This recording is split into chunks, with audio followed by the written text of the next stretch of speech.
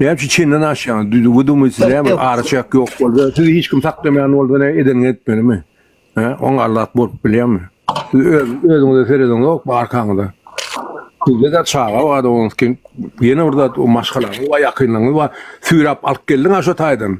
Adar edip. Şu orşuna da iyiliğin çağızını bilen ne mi işin var değil mi? Haramzada. Valla öde işin bilen. Yaşı et öde işin böyle çağırayan oldun, insanlı oldun, böyle ahlaklı oldun. Var da et şöyle işlerin. Ne için sen iyiliğin şahsiyeti bilen işin var? Ben tırtımın içinde götün veriyorsun ha. Ne mi soru alacak kollayan fikirlerimle forsu. Ya iyiliğin tırtımına girip içki o cansın emesine yağdayını. Sen niye mi işin var haramzada? Sen özüne mi küntüden veter? Ahlakına verirsen ana sen Dur Sultan'a aydı yani onsam yetik sen bol görüşün sen onsan vereceğim. Hemen şu davno mealim şu görüşün sen iyilik lakat deme at koyuyorsun sen kim o? Osrok. Ты имя говори, а то люди подумают, что ты на меня ругаешься. Нет, я говорю про Нурила. Все знают, я просто не хочу лишний раз, блядь, его сущее имя произносить, извини меня. Для меня это впадло, блядь.